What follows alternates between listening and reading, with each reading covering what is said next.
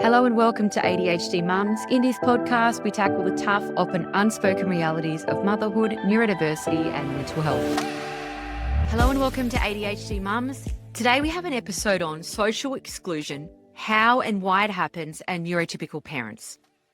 Now, I feel like I'm going to need to do another whole episode on neurotypical parents because neurotypical people, they are the most interesting people to talk about. I find them fascinating. But I really want to focus today on kids, social exclusion and how it happens.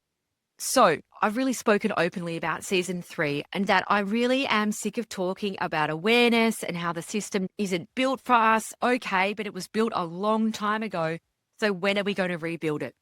Now, one of the things that I really believe in is that we need to actually give people, everyday people, tools to make change today.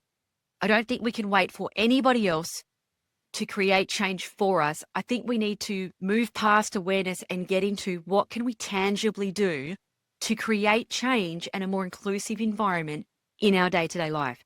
That's what I really want to talk about in season 3.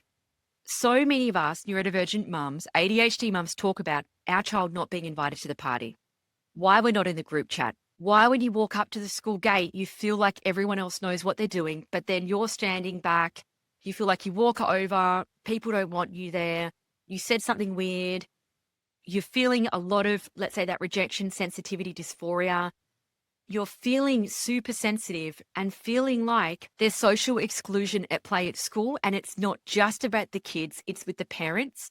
You feel it. Now, if that's the case, I have a playground guide on my website, which is an ADHD Mums guide to the playground. And it is all about the social aspect of neurotypical parents, neurodivergent parents, and how we can best work as an ADHD mum in that pick-up school environment. Totally recommend it. That is there for you if you want to know more about it. But today I want to talk about how neurotypical parents create social exclusion. I'm going to say it here. I'm a direct person. I am very well known for saying what not many other people will say.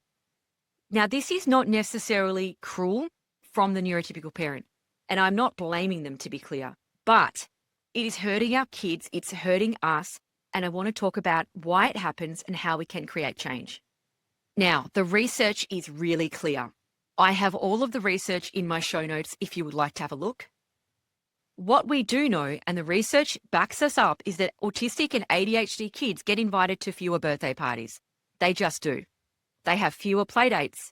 They eat alone more often. They're picked last or not at all. Now, this starts so early, I'm talking preschool, like 3 years old, this can start.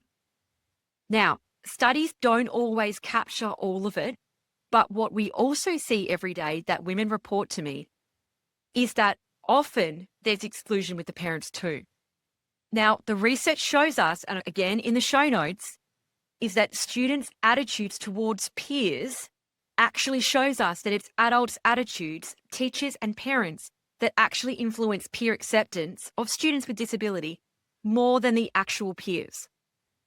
Also, we know with kids that they're often a blank canvas. When I explained ADHD to my kids, it was actually beautiful how little knowledge they had of anything because they asked the most beautiful questions. So we know that kids are a clear landscape. They don't have all of the bias yet. So where do they get the bias from? The research shows us it is coming from adults' attitudes, teachers and parents specifically. We also know that autistic and ADHD kids have fewer close friendships. So really when we dig deep into the neurotypical parents, they talk a lot about discomfort, anxiety, and that driving them to not include neurodivergent children. Now, what they list is things around fear of a meltdown or a child being disruptive, feeling uncertain about communication, sensory needs, pressure to make events go smoothly, meet society expectations, wanting it to go well, feeling nervous, assumptions that a neurodivergent child might not enjoy it, might not cope. And so that fear can drive them to avoid, can drive them to avoid. Now, in fairness to the neurotypical parent for just a moment, and I absolutely do not want to defend this behavior, but I do also think that's a reflection of how busy the times are, because I believe that if we had a lot of stay-at-home mums in a different world, they probably would have more time. But I think there's a lack of time here too, because so many of us are doing so many different things. The thought of having to add a complexity to that might be something that a neurotypical person may not want to do. So they avoid it by not extending the invitation. However, of course, as an ADHD mum, I'm like, oh, what? So you don't want to accommodate my child for one thing that barely impacts you? I have to do that every single day. Like, where is the compassion? I think that is a question that needs to be asked, but I'm trying to do this episode in a way that's fair to everybody because I'm not a neurotypical parent. I wish that I knew what that was like. It would seem very simple. So rather than ask a child's family about what would help, many people just don't extend the invitation to that child. Again, backed up by evidence, which will be in my show notes. So this can often be covered up by logistics. So there's common reasons why neurodivergent children are not invited. Some common ones I see in here is, oh, we're just keeping the party small. We thought it might be too much for them. We've only invited the kids who get along easily. Oh, it was up to my son or daughter, they chose, which may have been influenced by the adult, but kind of blamed on the child as their decision. Like, I can't make him invite who he doesn't want to invite. These explanations are socially acceptable. However, they are frequently language for avoiding discomfort or a difference. And parents of neurodivergent children kind of realize early on that's a pattern. And you might take the first one as coincidence. You're trying to be nice about things. But at some point, you're like, hey, that seems to be happening a lot. And you have to look your child in the face, of course, and talk to them about the fact that they weren't invited. The other thing that I've seen happen as well is that a neurodivergent child might be asked to go for a play date to celebrate a birthday at a different time. I've seen that happen like in older, like tweens, teenagers, where let's say you've got a group of 12-year-olds, they invite 4 kids for a sleepover. Your kid is the 5th person in that. They don't get invited because it's a limit of 4. Why, I don't know. But then your child like can go to the movies with them another time. But that isn't the same as the sleepover. So throwing that up as the same isn't the same. And it's also really different to have a child at your house overnight. I can see why a neurotypical parent would prefer to have them go to the movies during the day, not have them at the house, if that's the reason. But I'm just saying there seems to be some common threads to the exclusion. So children that feel repeatedly exclusion will often talk about increased anxiety and hypervigilance, rejection sensitivity. They may start masking, people-pleasing. They may feel worthless. They may feel like they can't contribute because they're not talking about that particular party that everyone else has gone to. They may feel blame. They may feel isolated. They may then feel different than even they did before. They might avoid social situations, think there's no point, I can't even be bothered because I never really get accepted. They may feel rage, grief, shame. I mean, to be honest, probably a lot of women on this podcast listening would have felt the feelings. We know that from the studies, which will be in the show notes, that there are impacts on mental health from exclusion. Really no big surprise. So this isn't just parenting, this is a culture issue in that we still live in a society that sees inclusion as optional, which grates me beyond belief, something nice to do as an extra, not actually a community responsibility. And that's where I feel like neurotypical families don't realize that their everyday decisions, like who to invite, who they speak up for, who they defend to their child, actually shapes inclusion. That actually is inclusion daily. It's probably more important than what schools do. But yet, showing the awareness of neurodivergence on social media as awareness doesn't actually teach the neurotypical people what they could do. And that's where I think we need to move forward. Until the neurotypical adults can actually take ownership of inclusion as their responsibility, neurodivergent children just experience distress. And I really want to say here it's got a common flavour as the DV mini-series that I did late last year. You can go back into my podcast episodes to have a look. It was done at the end of last year. Which is 2024, season 2. And what I spoke about in that was that men have a responsibility within the change, within the DV space, with all of the women that are being killed within that space. If you are a man and you don't participate in those violent behaviors, let's say, that doesn't mean that you don't do anything. And that's not responsibility. Your responsibility as a male, I believe, is to positively impact, whether it's parenting your child differently, helping out your sister that's experiencing somebody, not participating in that culture that can create it. There are little things that are going on. You can't go, oh, I don't know those people. I don't hit women. I don't know anything about it. And just move it away from you as not your problem. I believe that's the same for neurotypical parents. If you do not have neurodivergent children, that doesn't mean it's not up to you. It is our responsibility as a community. Actually, neurotypical people are incredibly influential in this, which is what we can see from the research. So what needs to change, I think, is neurotypical parents need to learn about differences, regulation, sensory, and how to set things up that cater to inclusion. That may not be that much. We are not talking about putting in ramps to your home that are incredibly expensive. We're not talking about that. We might be talking about really small accommodations that could actually work for everybody. When we talk about classrooms, we're not talking about doing an individual 30-page checklist for every single child with a diagnosis. We are talking about having options for everybody. For example, maybe when you teach, you do visual, you do different types of learning styles. You may cater for visual learners, for auditory learners. You may cater for all of the different ways of learning in a classroom. You may have options. I love a sensory tent in a classroom. You don't have to hand in your diagnosis paperwork before you go in. There may be children who have had trauma, undiagnosed. They may be going through a hard time. Maybe their pets passed away. They need to have those options too. Maybe they're not feeling good that day. So when we talk about making accommodations, when we're talking about doing things that actually would help everybody, not just being like, this is the party. If you can handle it, come. If not, too bad. Or a child having to mask to be there because they're so desperate. I also think there needs to be a real reflection element to this where families need to question the discomfort. They need to question what it is about the child. What is it that makes them feel uncomfortable, and why are they not okay with feeling that? Yes, it's new information, but you also need to remember that you're dealing with neurodivergent parents who are usually desperate for their kids to be invited. So what is the neurodivergent parent going to do? Oh my God, they're probably going to give you some great information, some great tips, or maybe they'll say, I'm going to come and stay. Don't worry about it. I'm there. If I had a child come to a birthday party recently who had an anaphylactic allergy to egg. Now, I didn't know that when I invited him. And when their father arrived, he said to me, oh, do you know how to use an EpiPen? I've got an egg allergy. And we were actually in like a play center and there was heaps of food around that was brought in.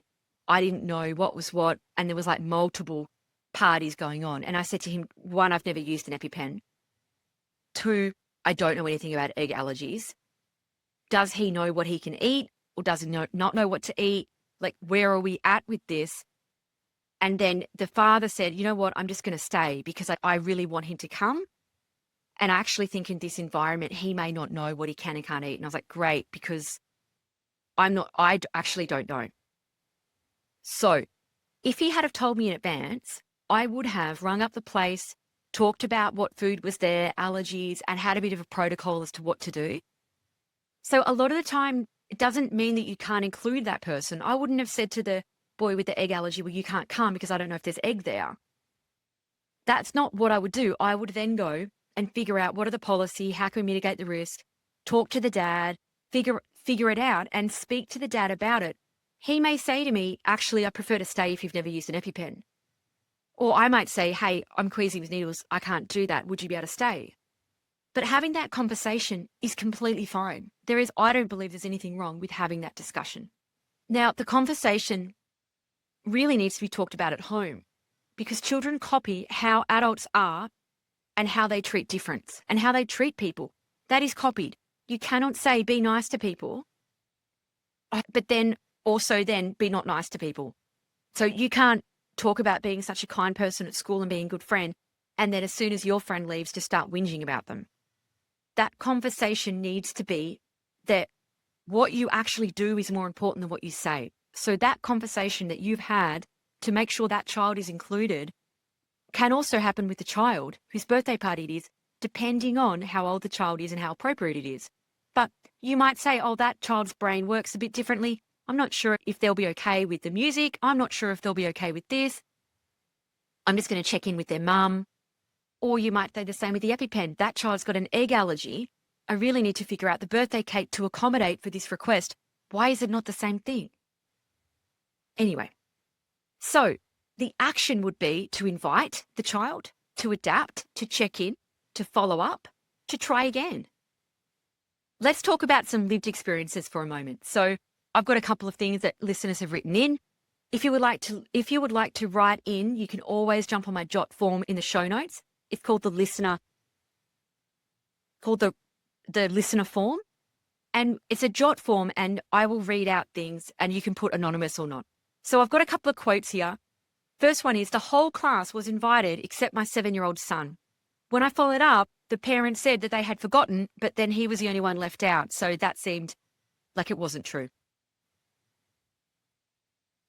The next one is from Amanda, and she said, the parents just stopped speaking to me when they found out my child was autistic. Suddenly there was no more play dates. They actually had no knowledge. We had been at their house for play dates before. They knew him. Once they found out that he was actually autistic, suddenly we were never invited again, even though he was the same child they had had over before. The next one said, I followed up when my child was excluded from a birthday party, and they said that they didn't think that my child would cope with the party, but no one even asked us what she would need and whether I was willing to stay, which I was. All right, I'm not going to continue to go on and on with the quotes because I'm sure you've got your own examples. The other things that you might hear in life, which are actually exclusion, is they are just too much. She's very emotional. I just don't know what to expect from them.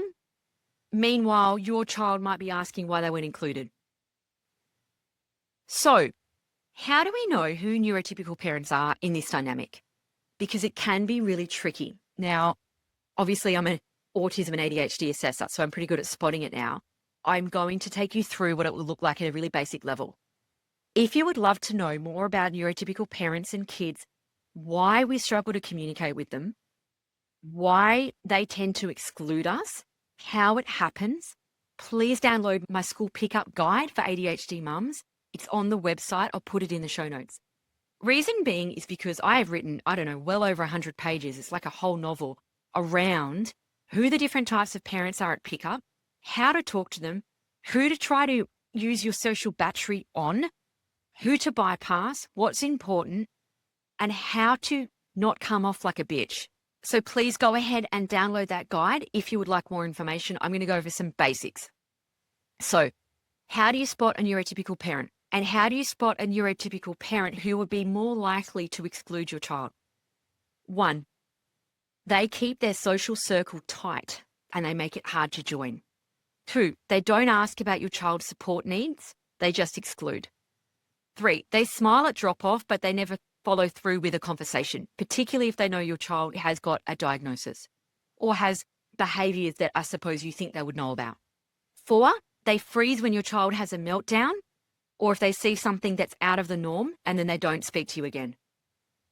They also say, oh, it's totally fine.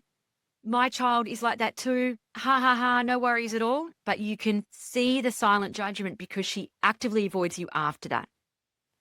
Their child might be really nice, curious, open. These are not bad people with bad children. Not that I think I'm not saying that these are people that are malicious or mean, but they may pull social strings and close the door quietly on interactions with their children because they are uneasy, let's say.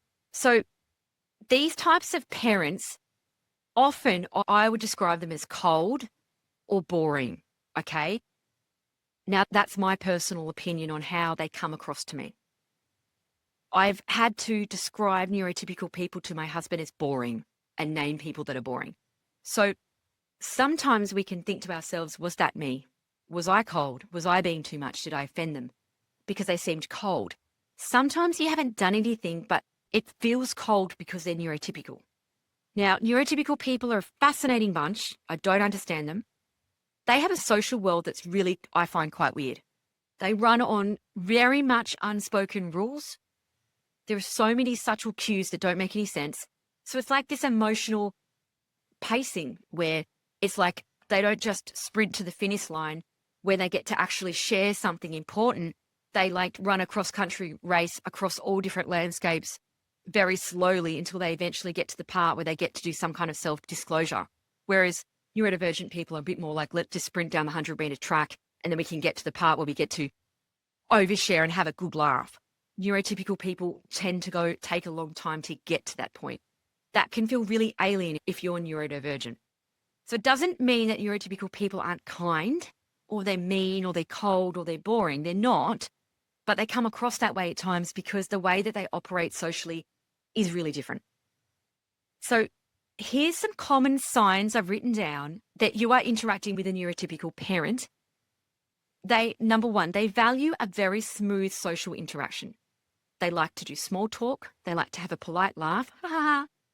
They like a very predictable rhythm and discussion.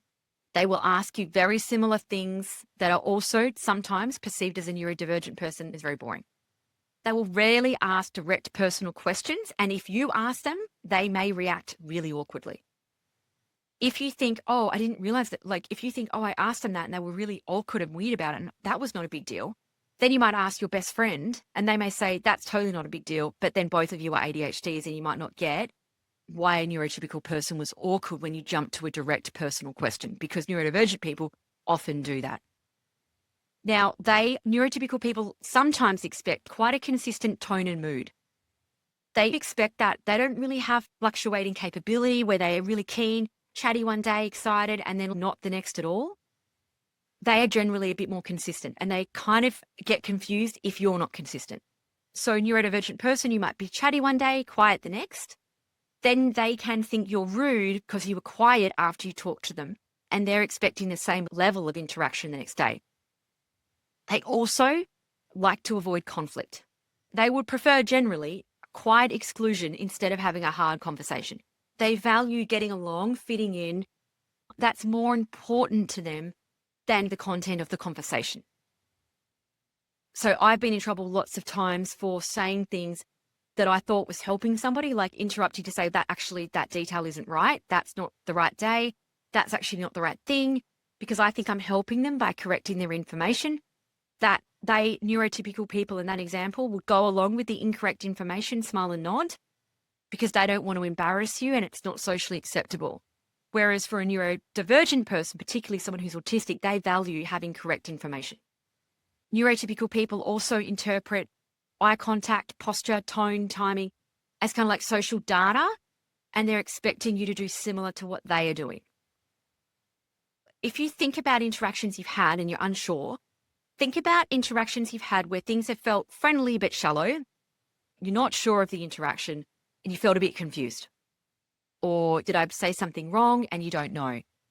That could be a neurotypical person. Often, if we think about the differences, there's a real difference around how neurotypical people process social energy. They are definitely less tolerant of emotional messiness. So, for example, neurodivergent mums might connect on losing stuff, crying, the chaos. The neurotypical person may actually find that overwhelming. The neurodivergent people are a bit more likely to use communication for connection, and the neurotypical people might just do it as ritual. Like at pickup, I ask how your day was, how your child is. Now, some of these traits I'm talking about, I just want to be clear, are autistic neurodivergent traits. So it's really tricky. I'm not talking about only ADHD traits. If you would like me to break this down, you could, one, buy the Playground Guide that goes over ADHD, autism, and neurotypical people, and parents and mums and how they look and how you can spot them. But I can also do a podcast episode on it as simply as I can if you send me a listener question. The other thing that I've touched on is that really neurotypical people really value things being okay and social cohesion, whereas a neurodivergent person can really focus being on a bit more direct. And that can be ADHD because, you've got the thing in your mind, you've got to say it straight away because you forget. Or it can be being autistic that you miss the steps where you need to say, hello, how was your day? You just go straight in with what you'd actually like to ask, which can come off as rude. So a neurodivergent parent often really values honesty, depth. And that's why kind of neurodivergent parents often find each other and have that shared interest, or they feel connected. A neurotypical parent is probably more likely to prioritize stability, harmony, not rocking the boat, simple, easy. A neurotypical person can feel really overwhelmed by your emotional honesty. More likely, on the other hand, you can also feel like their need to be polite and vague and not saying anything and being, I always say boring, might feel really fake. And you're like, oh my God, this woman is so boring. She doesn't say anything. It doesn't feel genuine. She can't really have nothing to say. Then you could leave feeling exhausted, and then they could leave feeling exhausted. It can be a really interesting space, the neurotypical parent and neurodivergent parent. Often, because some of us have got those neurodivergent kids, they can actually all end up hanging out, and you can end up with a bit of a neurodivergent parent group. And then there might be a neurotypical parent group over there. That can happen. However, we don't want to just walk around only looking for neurodivergent parents, because that's not the spirit of inclusion, is it? If we leave this up to neurotypical parents to include us and lead the way on inclusion, I am concerned how long we'll wait to see any real inclusion. So let's not avoid the neurotypicals, but we may need to look at how we communicate with them. If you want a really quick list of how to spot a neurotypical parent, 1, they default to small talk. They talk weekend, weather, sports. 2, they avoid direct feedback or anything emotional. 3, they smile and wave, but they don't really follow through. 4, they don't really express discomfort up front. They may do it through a distance or something very external. They don't really say how they're feeling up front a lot of the time. They're the people that will say we should catch up, but they don't really mean it. Whereas a neurodivergent person takes that literally and then books a catch up and then is confused why the neurotypical person doesn't seem keen. Also, neurotypical people generally have these invisible social lines. They get them, the other typical people do, but we are like, I do not understand what's happening here. So that's how to spot a neurotypical parent. They are often attached to neurotypical children. So if you're a neurodivergent parent, you think you've got a neurotypical person that has not invited your child, and you feel that you would like to say something about it, you feel like you'd like to address it in a calm and nice way. 1, you need to start with all of these like really boring small talks. Again, the playground guide has all the scripts in there. How is the weather? How is your day? Having all of those things written down, having a couple to fall back on is a very neurotypical way of starting a conversation. So if you walk up to them, and even if you say it really nicely, hey, I just wanted to check in. I noticed my son hasn't been included.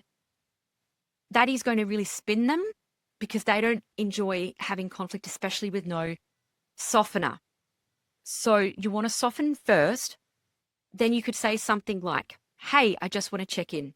I noticed Sam hasn't been included on a few things lately. No pressure, but I just would love to understand if something's going on. You could say that. You could say, hey, I know my son Sam needs a bit of extra support sometimes, but there's still a child who really wants to connect. And I'd really love to have an honest conversation about how he can be more included, because he's starting to feel really upset that he's being left out, and I'm actually really happy to help out. Or if you are done and you want to set a boundary, you could say something like, this has been really hard. I can't keep trying to fit my child into spaces when they're quietly excluded. I hope that changes one day, but for now, I'm just going to be stepping back. So if, for example, you may have been doing like a playdate hosting thing, but you keep getting left out, you may just set that boundary up front, and that is a decision that you have to make based on your personal scenario. So that's a personal circumstance and a choice. I'm just trying to give some ideas around how we can talk to the neurotypical parents. Now, if you're listening and you're neurotypical and you're starting to see this pattern where you may be somebody that's just not inviting that child because it's a bit hard, or that in other people, and you'd actually really like to make change, then I'm going to give you some things to do. Number 1, please don't make assumptions about what a child can handle. Ask that parent directly. It is so much nicer to ask the parent than to make assumptions and not include. 2, talk to your kids about difference and fairness. If your child is saying things like, why does that kid get to hold a sensory toy and I don't? You might say, they're not getting extra things. They're actually getting what they need. Their brain is different and they need different things. You might look at diabetes. There might be a diabetes child that has an alarm system in the classroom. There might be people with more visible disabilities. Talk about those. It's the same. Everybody is different. They're working on different things. You might say it's okay to be friends with someone who's different. I think that kid is lovely. I think he's got a lot of energy. And you know what? He's always got something funny to say. You might like to pick out things about that child that you think is great. Because if you are neurotypical, this is not about the load on you and getting your child to hang out with other kids who are easy. What it's about is teaching your child to be better, teaching your child to include others because they might be missing out by not having a neurodivergent friend. Neurodivergent friends are fun. So we want to encourage our children to invite everybody. We also do not know what's going to happen in the future. If your child got into an accident, something happened to them, and they had a lot of trauma and that affected them, how would you feel? Would you like people to be patient and make accommodations? Yes, you would. And you would expect that. If you are a neurotypical parent and you don't have a lot of knowledge on neurodivergent kids, I can see why it's a tricky subject that you'd want to avoid. I can see it. However, you have a responsibility to your community to create this inclusive environment. We are missing out on a lot by not including everybody. There are so many famous people who are coming out now as neurodivergent. What are we missing out on if those people had been excluded? The most brilliant brains. So we are not waiting for someone else to create change around inclusion. You can make change around inclusion now. If you're a neurodivergent mother, you can start to quietly and kindly let the other parents know things that they can do to help include your child. This is not about us and them. This is about inclusion. And we may, as neurodivergent parents, have to bring in the neurotypicals because I'm concerned with the way that their brain works and the way that they value social cohesion over those hard conversations. It's up to us, the neurodivergent parents, to make that happen.